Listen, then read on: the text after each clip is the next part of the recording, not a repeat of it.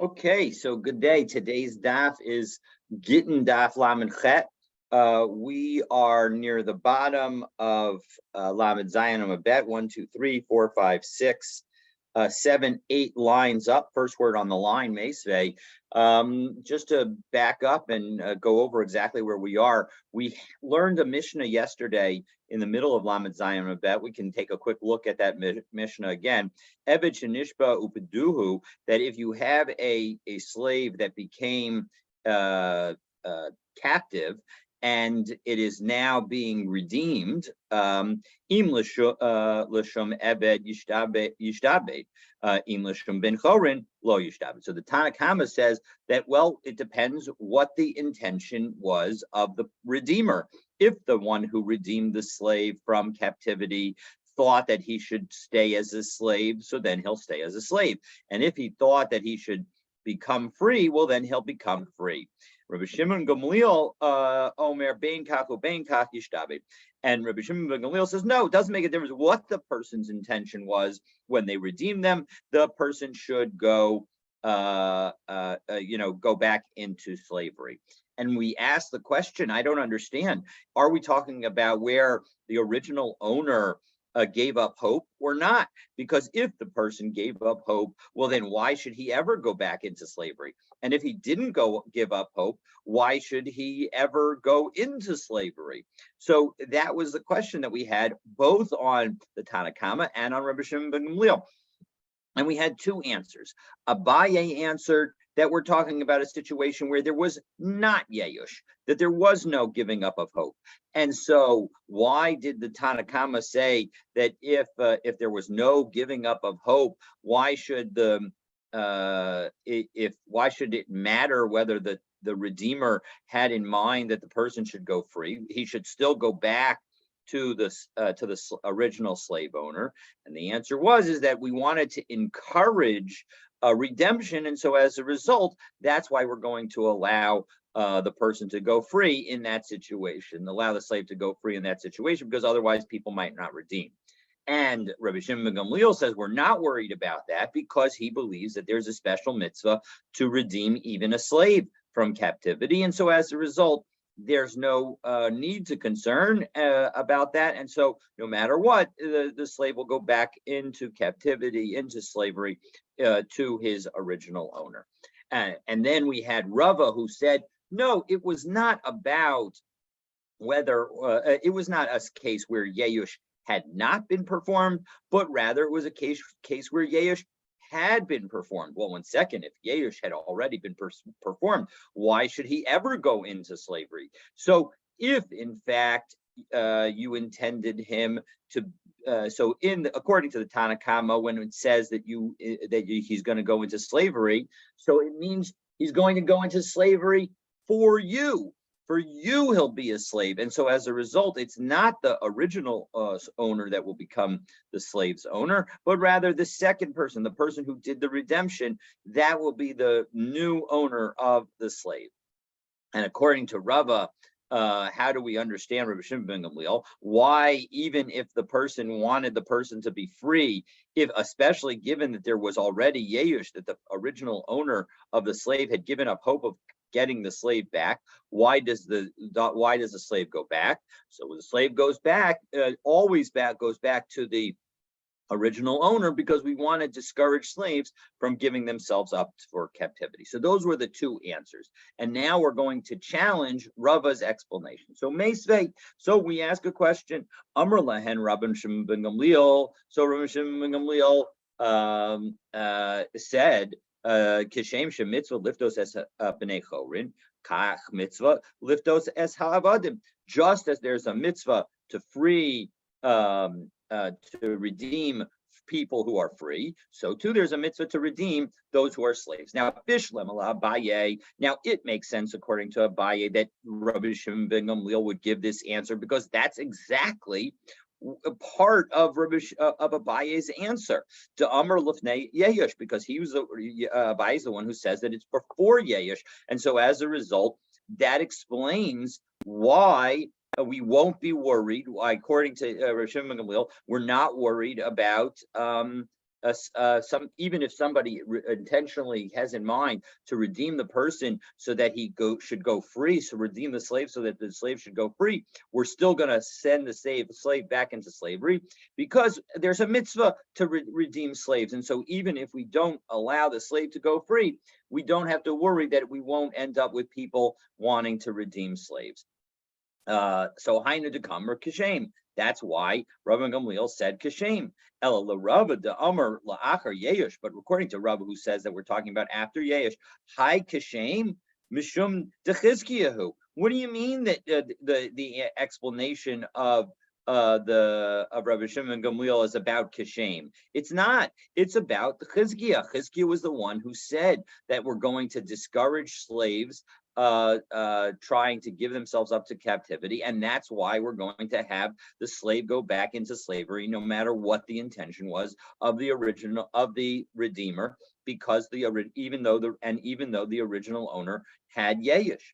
So Amar Lach Rava. No, Rava would explain the following: that Rabbi Shimon ben Gamliel lo haviyada maika amrei rabbanan. He wasn't sure which case the rabbis were talking about, the Tanna Kama was talking about. Were they talking about a case of Yehush or a case of no Yehush? And this is what he was saying. If you're telling me that you're talking about a situation of before Yehush, Hainu Kishem, that's where I'm going to say that just as there's a mitzvah to redeem free people, there's a mitzvah to redeem slaves. And Ila Achar Yesh Kamritu. But if you're trying to say to me that we're talking about a situation of after Yesh, well then Kitta Chizkiah, then Chizkiah's statement would be the thing that we would focus on. And as a result, Rava can still hold on to his answer. Okay, Ila Rava da Amar La'achar Yesh Rabo Sheni. And according to Rava, who says that we're talking about after Yehush, and when you intend to acquire the slave as a slave, so then he goes to the second master. So Rabo Sheni Miman Kanile, who is this second master acquiring ownership from? Mishabai. If you're going to say that it's from the people who took the person captive, Shabai Gufei Mikanele. These people, these captors, are how did they take ownership of the slave? Because it's not so simple. Because as we'll see in a moment, it's not non-Jews don't have the right to simply take ownership of other non-Jews. So, and yes, in fact, that's what we can say is the case. That actually we're talking about not the actual ownership of the person, but rather it's you can effectively take ownership of what the produce of the slave, that the slave's work can result in it. And let's take a look at Rashi Lamasa Yadav. It's the second to last Rashi on the daf. Just below where the lines get wide. So Lamasa Yadav Yisrael Kanile Miyado Lamasa Yadav. And so when the Jewish new redeemer, the Jewish and the second Jewish owner takes the slave, so then he will acquire him for his produce, Bikaspa, with the money, Ulugufe, but then he'll eventually acquire his underlying body, Bitfila L'Shem Abdus, by having the slave go through the immersion in a mikvah, and that is how he effectively becomes subject to mitzvot it's similar to a woman that is not obligated in time-bound mitzvahs. Kedamrin b'Yevamos, as explained in Yevamos, b'Hacholitz, in the Terika called Hacholitz. Va'afilu mal v'tavo gabi Rabo Rishon. And even if you say that he was already had the Mila and Tvila by his first Jewish owner, Keniya Shabai B'Yehush L'Masa Yadav, the captors will have acquired this person through the Yehush, through the giving up of hope of the original owner, in order to own the produce of this slave's hands. Daha afilu Yisrael nami. Because frankly, if a Jew were to sell a slave to a non-Jew, that would be the nature of that sale. that the sale would be to result in the non-Jew owning only the produce of the hands of the slave.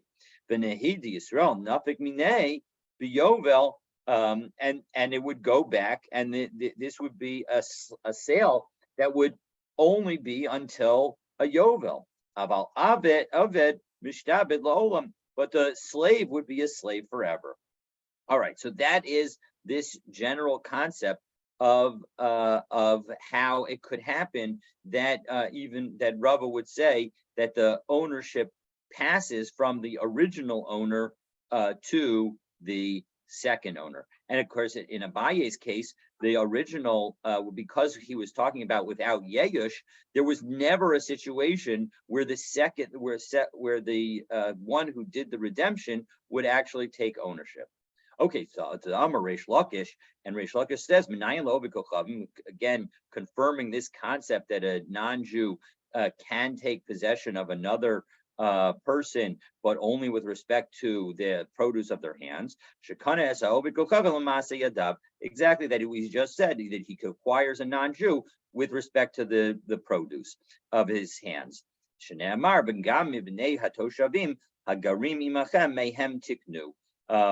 So it specifically says that Hashem is saying that you can acquire the people who live in Canaan. Atem koni mehem. You're able to acquire them. You're able to acquire them completely. And now we turn to Lamechedom and Al Velohem konim mikem. But they're not able to acquire from you, and Velohem konim zeh mizeh. And they're not allowed to acquire one from another. So a slave, there is no formal slavery in Judaism of one non-Jew of another Jew. There's just ownership of produce rights. So Yachol lo yiknu zeh. Now, I might think that there's no acquisition rights of one to another. Well, 1 second, you just said that. So that's exactly what the Gemara is going to pause to ask about. So Yachol lo yiknu zeh. Hamrat lo heim konim zeh mizeh. You just told us that fact. So what do you mean that when you say now that there's no acquisition of one from another? No, this is what he meant to say. The lohem konim zeh legufo, that they cannot acquire the personhood of the other. But yachol lo yiknu zed zelamasi dav. Now you might have thought maybe they can't even acquire each other. One non-Jew can't acquire another non-Jew with respect to the labor and produce ability, the production ability of the other one. Well, Amrat Kal V'chomer. On that, we actually have a Kal V'chomer that allows us to make clear that, in fact, such an acquisition is possible, because Ovid Kochav Yisrael Koneh. When it comes to a Jew, a non-Jew is able to acquire a Jew's labor. Ovid Kochavim lo kol shekain. So when it comes to a non-Jew, then certainly a non-Jew should be able to acquire that non-Jew's labor. And how do I know that a non-Jew can acquire a Jew's labor? Well, the Torah actually tells us that. And Rashi actually helps us there. If we take a look at Rashi, third line down, that a Jew is Ovid Kochav and Kona Yisrael, a non-Jew can acquire a Jew, with respect to his hands produce. Shene'amar v'kitasid yad ger. This is a pasuk at the end of Perek Kaf Hey in Vayikra, that when the non-Jew and the ger in that situation is non-Jew, or even if we say it's a convert, ola aker mishpacha ger, or to the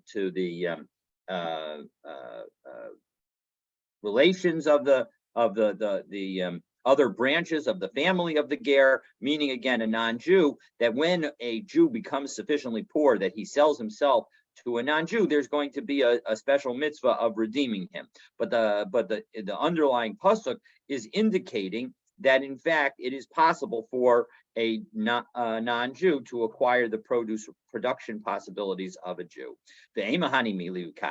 Now maybe all of this is only with respect to an acquisition via money. But using force and using some kind of ownership act, maybe not. And since we're talking about a situation of captivity, there was no money changing hands. And so maybe it's only in this situation that we can maybe in this situation where there was a forceful taking of the person, maybe there's no ability to acquire the work of the captives.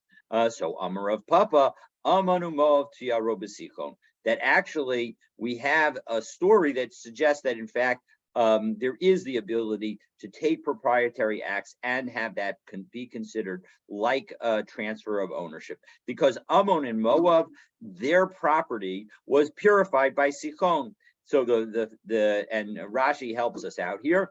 Ammon and Moab tiaru b'Sichon. It's about 12, 15 lines down in the narrow lines. Alma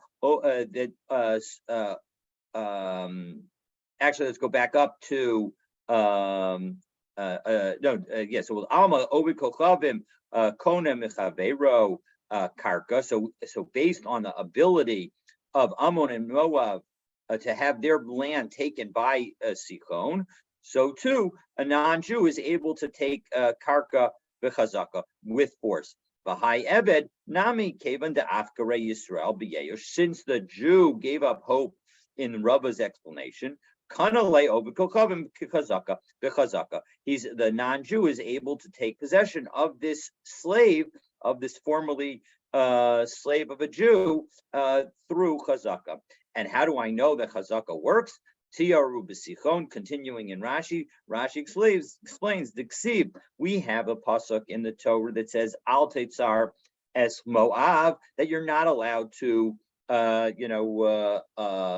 annoy Moab and to battle with Moab. That you're also similarly not allowed to take land away from Ammon.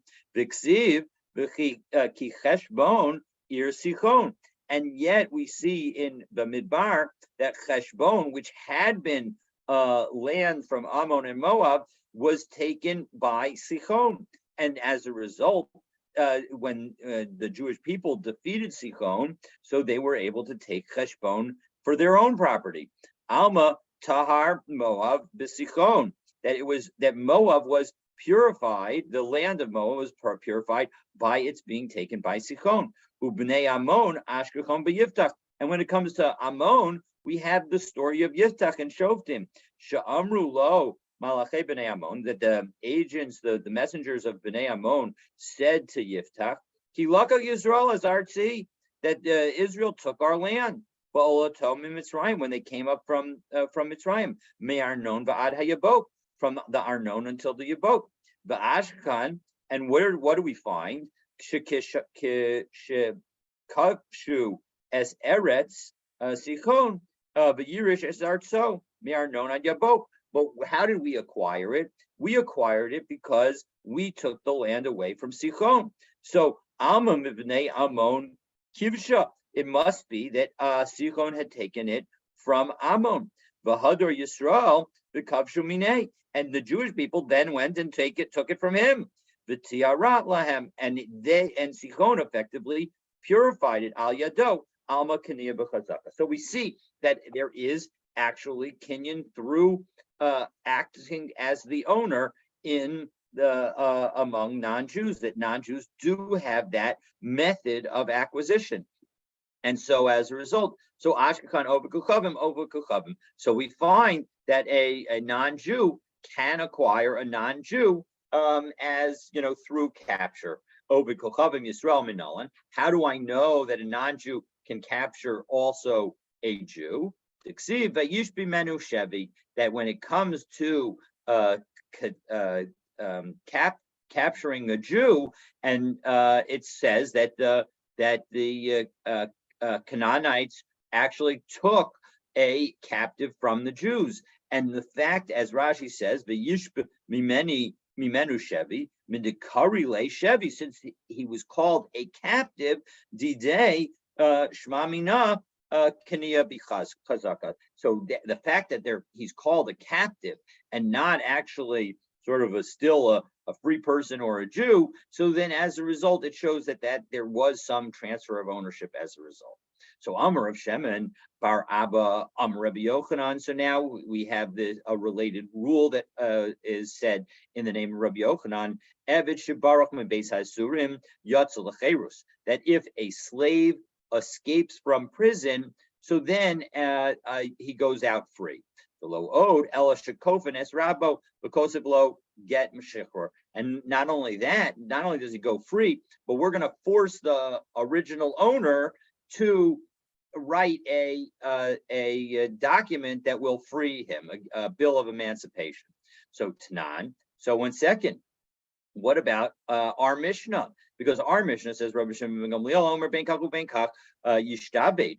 That no matter what, the Rabbi Shimon ben Gamliel says that the person is going to be a slave if you have somebody who is in captivity and he gets redeemed. Amar Rabba bar Barchana, Amar Rabbi Yochanan, and another statement that was made in Rabbi Yochanan, Kol Makom Sheshana Rabbi Shimon ben Gamliel b'Mishnah Tenu Halacha Kamoso, that the halacha is always like Rabbi Shimon ben Gamliel, Chutz me'era b'tzidom uraya achrona, except for 3 different cases, which none of which are applicable here. So now, how could we say in one case that the halacha is like Rabbi Shimon ben Gamliel, that the slave goes back to his original owner, and in another place, Rabbi Yochanan says that if somebody flees from prison, that we're going to allow him to go free, and indeed will force the original owner to write a document that frees him. So Bishlam ala Abaye. Now everything works well according to Abaye because Moki la lahai lifnei yesh. Abaye said that our Mishnah was before Yesh, the high lachar Yesh, and so we can understand that when the statement was made in the name of Rabbi Yochanan about the slave who escapes from prison, that was made after Yesh, and so as a result, that's why he goes free. So El Rava, but according to Rava, the Amr la'achar Yesh, kasha de Rabbi Yochanan under Rabbi Yochanan. How do you explain the apparent contradiction between these 2 statements of Rabbi Yochanan? Because one says that in connection with captivity, the person stays a slave, and the other one says that in connection with a prison, he goes free. So Amar lach Rabba, time am I? Well, 1 second. What's the reason that I say that the person goes back into slavery mishum de Chizkiah? Because of Chizkiah. And because we're worried that Chizkiah's concern was that people are going to be encouraged to give themselves up to captivity. And so that's why we don't want to encourage that. And so we're going to say that he goes back to the original slave owner. However, Boreach Shiny, but if you're trying to escape from prison, that's a totally different case. Hashta l'katala masar nafshe. This slave hasn't just given himself up to be a captive of somebody else in order to avoid his original Jewish owner. He's put his life on the line because he knows that if he's caught, he's going to be killed. So apule apil nafshe l'gayasos. So he would fall before the legions, and so as a result, nobody is going to be willing to go to jail and then try to escape from jail just to become free from their original owner. So as a result, there's not a concern about that. And so as a result, Rabbi would say, absolutely, Rabbi Yochanan will tell you that if you escape from prison, you go free. But if you don't escape from prison, if you're just ransomed from captivity, well, then you don't go free. And those are not inconsistent statements at all. Okay, so now we have 3 related stories, and then we'll continue on with these discussions of slavery. So story number 1. Amse Demar Shmuel Aishtabai. So the Amma, the slave woman of Shmuel, was taken captive. Harkua Lishum Amasa. So some people ransomed her so that she should stay a slave woman. Vishadruale, and they brought her back to Shmuel. Shalkule, and they sent him the following message: Anan Rabbi Shimon ben Gamliel Svirullah. We hold like Rabbi Shimon ben Gamliel. At inami karabanan Svirullah. If you want to hold like the rabbis, Anan Lishum Amasa Parkinan Nahala. We specifically intended that her ransom should be that she should remain a slave woman. So no matter how you paskin, you should be able to keep this slave. Ve'inu savar lifnei Yehoshava. And they, because they thought that this was all before Yehosh, below he, but it was not the case. La'achar Yehoshava, it turned out that it was after Yehosh, and so as a result, given the fact that in that situation, both the Tanakama and Rabbi Shimon ben Gamliel would agree that in fact she's able that even if she was ransomed with the intention that she stay a slave woman, she should go free. Ushmuel lomi by the ishtabude lo mishtabed. Not only did he not enslave her, elagita de cherusa nami lo atzrucha. He even concluded that he did not need to give her a document freeing her. And Shmuel l'taimei, Shmuel was consistent with his reasoning. D'amar Shmuel, hamafkir abdo yetzel lecheruso ve'ein tzarich get shrichur. That if you make your slave ownerless, if you make it hefker, well then make that slave hefker. Well then that slave becomes free and doesn't even require a get shechur or a document of freedom. Shneamar b'chol eved ish miknas kesef. That the Torah says that every slave of a man, and Rashi points out that the ish here is an extra word, that which is not necessary, who was purchased with money. So eved ish below eved isha. Are you suggesting that it's only and this is a pasuk that relates to the eating of the korban pesach? So it's certainly not true that it says eved ish below eved isha. Are you saying that it's only a man's slave but not a woman's slave? That's not the case. Every slave that is owned by a Jew is going to be subject to the korban pesach. So ella eved sheyesh lo rishus l'rabo alav karoi eved. That only a slave whose master has control over him is called a slave. She'ein lo rishus l'rabo alav ein karoi eved. That as soon as the master does not have control over the slave, he's not called a slave. And so as a result, if after whether a slave has given up, whether the owner has given up hope, or the slave has been made hefker, in both situations, the slave is no longer subject to the original ownership, and as a result, the slave does not require a freedom document. That's story number one. Story number two. Amsei de Rabbi Abba bar Zutra ishtabai. So again, the slave woman, this time of Rabbi Abba bar Zutra, was taken captive. Praka hahu tarmuda l'shum itza. And Rashi says that a turmada is a non-Jew from Talmud. So this person from Talmud who's not Jewish ransomed the woman in order l'shum itza, in order to take her as his wife. And so the rabbis in the neighborhood sent to Rabbi Abba the following message: if you want to do the right thing, shadar la gita de cherusa, send her a document to make her free. Now, hey Kidami, what's the story? If the rabbis were able to ransom her, they had enough money to get her back, to buy her from the Termudayan who had bought her from captivity. Lama likita de cherusa. Why is there necessary? Let her be bought using with the intention for her to remain a slave, and she can go back to Rabbi Abba as a slave. And if they don't have the funds to redeem her, so kishadar la gita de cherusa my hava. Who cares whether Rabbi Abba was going to send her the document to free her? It doesn't make a difference. In both cases, she's not going to,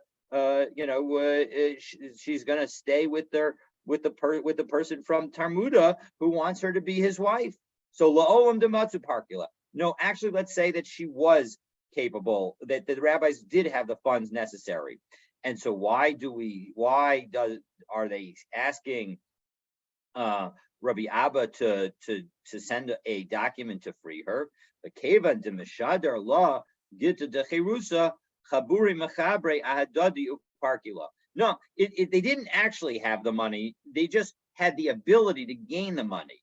And that once Rabbi Abba, would send her a document to free her, well, then then all the Jews in the neighborhood would get together and they would be able to ransom her. Because, as is not so surprising, if you say that we are trying to raise money for to help somebody who's just a slave, you're going to have a harder time than trying to raise money for somebody who is a free woman. The Ibayasema. Alternatively, you could say, Lolam de lo matsu parkila. No, they didn't think that they were going to be able to redeem her. And why did they still tell Rabbi Abba to say that he should send a get shikrur, a document to free her? The keva de mishader la Gittin de cherusa. That if in fact he would send her a document that made clear that she was a slave and she was being freed, mitzvah ba'ape u'mefarikla, that actually the person from Talmud would say, oh my gosh, I'm trying to marry a person who's actually a slave. I don't want to marry a slave. And so as a result, he would be more willing to accept a lesser price and enable her to be ransomed. And so the bottom line is that in both instances, they were trying to make it easier for them to collect or pay the ransom amount, either by making it easier to collect the funds or by making the amount that they would have to pay less, by making her less attractive to the person who redeemed her. Well, 1 second, you're telling me that that people don't want to marry Jewish slaves. Don't we know that people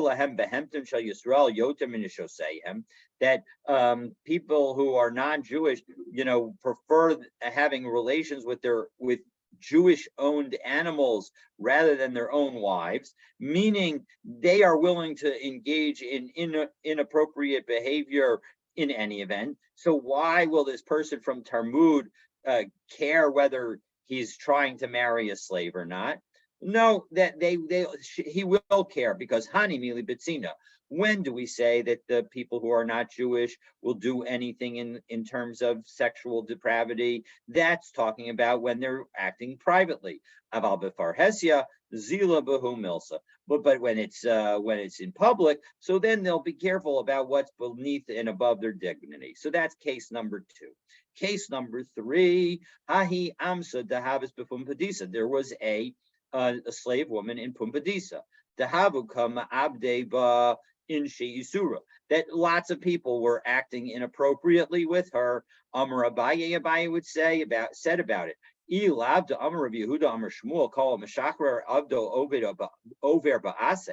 If it were for the fact that Rabbi Yehuda in the name of Shmuel said that one who frees a slave has violated a positive commandment, Haiva Kafna La Lamara, I would force her owner, the Kasiv La Gita de Cherusa, to write her a document to free her. So that way somebody would hopefully eventually marry her and then would be able to take care of her, and she would not be subject to performing these inappropriate acts with all these different men.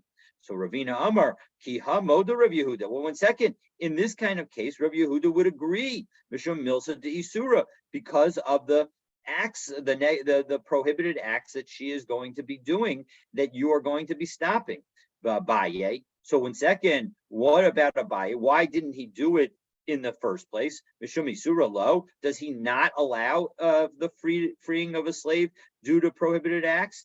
Amar of Chanina bar Reb Kitina, Amar of Yitzchak, Masa be'isha achat shechetzia shifcha bechetzia bas koren. There was a woman who was half free, half slave. B'kafu es rabba ba'asa bas koren, and the rabbis forced the owner, who was of the half that was still not free, because this was a slave that was owned by 2 people. One of them freed the half that person owned, and now that left her as a half free, half slave person. And the rabbi said that the other person who owned the other half would need to free them. And the reason is because people were going to act with her inappropriately. So doesn't that show that we will prevent people from sinning by allowing somebody to free a slave? Well, haki hashta. Now, no, if you want to say that Abaye should have learned from that case is not enough of a proof. Abaye needed to hear Ravina's statement, because just that case, Hassam, in that situation, Lola Abed Chazia, Lola Ben Chorin Chazia. The reason that she might actually engage in inappropriate behavior is because she can't marry a free person and she can't marry a slave. But Hacha, after the Miyakid La La Abde, Lumintarba La. But here in this situation, let her marry another slave, and that slave will help make sure that she is protected from abuse from other people. Okay, so Gufa, the Gemara asks the question. We just said in this last case, we quoted the law that Kol HaMeshachrer Avdo Over Ba'aseh. That if one who frees a slave has violated a positive commandment. So Amar Yehuda Amar Shmuel Kol HaMeshachrer Avdo Over Ba'aseh. As I just said, if one frees a slave, you violate a positive commandment. How do I know that? Shnei La'olam Behem Tavodu. They should work for you forever. Now that pasuk does not, in fact, is not in fact a commandment that they should work for you forever. It's a statement of in a particular context, and indeed it does not actually. We'll see in a moment that does not even have to be that that's the primary meaning of this verse. So Meisvei, a question. Masa b'Rabbi Eliezer shenichnas bebeis hakneses below matzah asara v'shikra abdo v'hishlimo la'asara. Well, 1 second. What about the situation where Rabbi Eliezer walked into shul, found that there was 9 free men there, and then chose to free his slave so that he would have the whole minyan? So mitzvah shiny, a mitzvah is a different situation, and so when you're doing it in order to perform a mitzvah, so then you're allowed to. Sentana Rabbanan, La'olam Bahem Tavodu. That actually we'll see that this is actually a machlokas. Because when it says this verse that you should work for them forever, that's rishus. That is actually telling us about a permission. And what permission are we talking about? So that's Rashi in the 4th line down of Rashi at the top of Lamachet Amabet.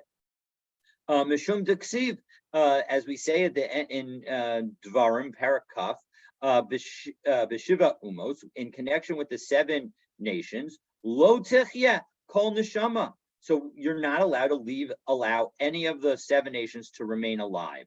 So it's Tzarech Lemichtav Mibnei HaToshavim La'olam Bahem Tavodu. So specifically, we need this pasuk of La'olam Bahem Tavodu to tell you Lahatir Echad Mishar Umot Haba Al Haknani, that if somebody from another nation, not one of the 7 nations from Canaan that need to be killed when the Jews came into the land of Israel, but somebody from another nation and now had relations with a Canaanite, Shehi Mishiva Umot, and where she's from the 7 nations, Beholid Ben, and she now has a son, Sha'ata Rishai Liknoto, you're allowed to purchase that child be'eved, as a slave, that this is in fact how we explain this at the beginning of Sota on Daf Gimel Amud Aleph. And so the point is that that is what, according to Rabbi Yishmael, these words are coming to teach. And Rabbi Akiva Omer Chova. Rabbi Akiva says, no, it's not about the permissibility, but rather it's to tell you it's an obligation that you need to work slaves. So now we're going to ask, the Dilma Rabbi Eliezer Savar La Kamanda Amar Rishus. Now maybe Rabbi Eliezer, holds, that when we said that Rabbi Eliezer allowed his slave to go free in order to have the minyan, maybe it's because Rabbi Eliezer holds, like Rabbi Yishmael, that pasuk is not about prohibiting the sale of slaves. So don't think that. Lo salkadaita. You can't think that. The Tanya Behedja, because we specifically learned Rabbi Eliezer Omer Chova. Rabbi Eliezer himself says that it's a Chova. So it must be that even if you say that there is an obligation to not sell a slave, that obligation does not apply when a mitzvah exists to counteract that obligation. Okay, so Amar Rabba, so now we're going to discuss again, continuing this prohibition against freeing slaves. So Rabba says, "Bahani tlas mili nachase ba'ale batim minichson sehom." There are three things that are going to, three violations of the Torah that are going to cause people to lose their money. One, demavke avdayo lecherusa, if you free your slaves. Two, udesaire nechsaihu b'Shabbos, you go and you inspect your property on Shabbos. And three, udekave udasayu b'shabta b'idan be midrasha, that if you set the time for your meal when at the time of the Beit Midrash. And what is that time of the Beit Midrash? So Rashi tells us about 1, 3, 6, 9, 10 or 11 lines down in the narrow lines. B'idan be midrasha. Kisha hachacham dorish drashos l'rabim b'Shabbos, that when the rabbi in a community will teach a drasha on Shabbos, v'hem yoshin b'suda, and you go and you make it a specific time to have a meal. That's not the right approach. Rather, you should make your meal either earlier or later, and you should be in the shul for the rabbi's drasha, or in the Beit Midrash for the rabbi's drasha. Okay, so the Amar Rabbi Abchia bar Abba Amar Rabbi Yochanan. Along these lines, we had the following story: Shtei mishpachot hayu b'Yerushalayim. There were two wealthy families in Yerushalayim. Achaz kavas udasa b'Shabbos. One had its meal on Shabbos, meaning at the time that they shouldn't have. And achaz kavas udasa be'erev Shabbos. And one had its meal on erev Shabbos. And Rashi offers two explanations for this. One could be that it was specifically on erev Shabbos, on Friday before nightfall, and so as a result, the people were no longer hungry, and so as a result, when it came time to eat their Friday night meal, and so that was bad. Or they prioritized the food for Friday night over the food for Shabbos day. And ushtehen nekaru, and both of those families were uprooted as a result of their inappropriate behavior. So now, again, continuing on. So Amar Rabba bar Amar Rav. So Rabba said in the name of Rav that Hamakdish Avdo Yatza Lecheres. Now, we said before that if you make it a hefker, well, then it would go free. Now we're going to say, what about if you say that your slave should be consecrated? So Rav says, as Rabba quotes him, that if you consecrate your slave, the slave goes free. So my timer, what's the reason? Gufe lo kaddish. Well, the first of all, his body can't become holy, as Rashi explains, because it's not fit to go to the mizbeach. You can't sacrifice him. And ulademei lo kamar. And when it comes to suggesting that maybe you intended to donate the value of the slave, you didn't actually reference value. So, and as a result, lahevi am kadosh kamar. But rather, maybe we can understand what you're saying is that you intended this slave, when you did hamakdish the eved, you intended the slave to become part of the Am Kadosh, meaning a free Jew, a full-fledged Jew. So Rav Yosef Amar Rav, and Rav Yosef said in the name of Rav, Hamavkir Avdo Yatza Lecherus, that again, if you make it hefker, so then then the slave will go free. So Manda Amar Makdish, the one who says that even if you consecrate the slave, Kol Shekain Mafkir. Well, certainly if you say that it's ownerless, then the slave will go free. But Manda Amar Mafkir, but the one who says that if you say that the slave is ownerless, Aval Makdish lo. But if you were to say that the slave would be hektish, consecrated, so then we won't say that that slave necessarily goes free. Because Dilma Demei Kamar, yes, although we rejected this potential explanation before, maybe in fact the intention of the master was in order to donate the value of the slave to the Beit HaMikdash. So we're going to ask a question. Sarach get shikrar or lotzar? Does such a slave require a document to free the slave or not? Was it enough to have done the hefker or the hektish? As Rashi says, this is both a question for both situations. So Tashma, Damar Bar Abin Amarav, That in fact, Rav says that it does require a document to free them. So unlike Shmuel's statement earlier. So Amarabba, so now we're going to offer three challenges to this statement of Rav, to the statement of Rav that we that just had.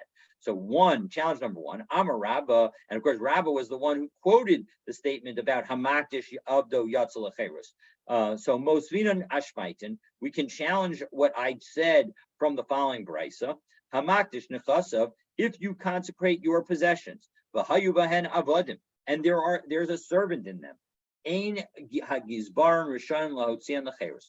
The treasurers of the Beit Hamikdash are not allowed to to let this slave go free. But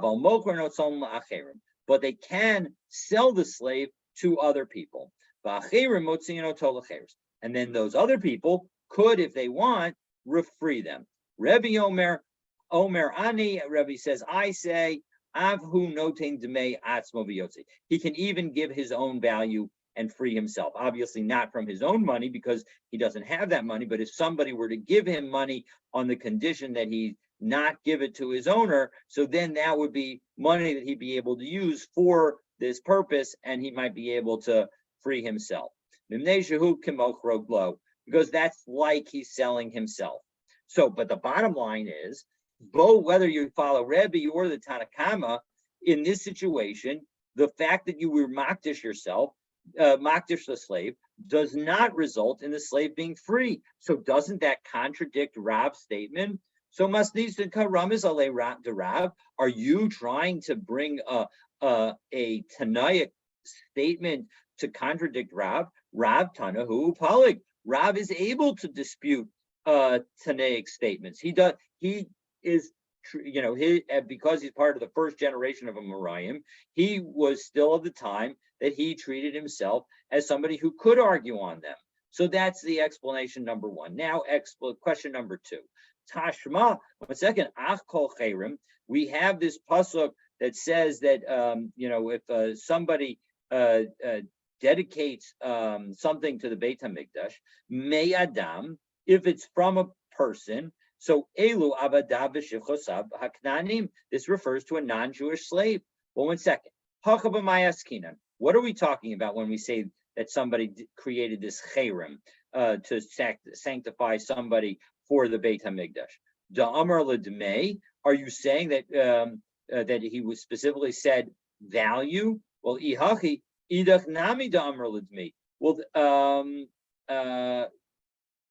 then we can say that in the first brisa that it's talking about value. Well, ihachi. 1 second. If we want to say that we're talking about in the first brisa that we're talking about value, well, ein hagizbaron rishayin lahotzian lecherus. We said in that first brisa that the treasurers of the Beit Hamikdash are not allowed to sell the person to go free, are not allowed to free the person directly. Well, 1 second, gizbaron ma'abtayu. What do the gizbaron have to do with anything? Because if you are saying that a person said that they are giving the value of a slave to the Beit HaMikdash, that does not involve the administration of the Beit HaMikdash in dealing with the slave. All that needs to happen is the person who made that commitment goes to the marketplace, figures out how much his slave is worth, and then he goes and gives that amount to the Beit HaMikdash. The slave doesn't change property at all. The Su, and moreover, aval mocher and otan lacherim. The brisa that we quoted said that they could sell them to others. And others can then choose to free him. What do others have to do with this slave? That they're not in any relation to this situation, because this slave doesn't in fact get sold. The Su, and moreover, if in fact the story is where the person said that that it was demay, that it was the money that of the slave is going to the Beit HaMikdash. And moreover, when we came to Rebbe's statement, Rebbe Omer Ani Af Hu Notain Demei Atzmo V'Yotze, he can give him his own value and go free. because it's as if the sale is being made to the slave himself.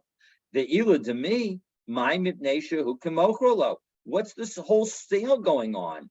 So as a result, we're going to say we've got two challenges and we've got to give two different answers. So the second brisa, we can stick with the answer that we gave. That when we say that we're talking about chayrim, we're talking about where the person said that they're giving the value, and that's why we're talking about a situation where the value can be referred to.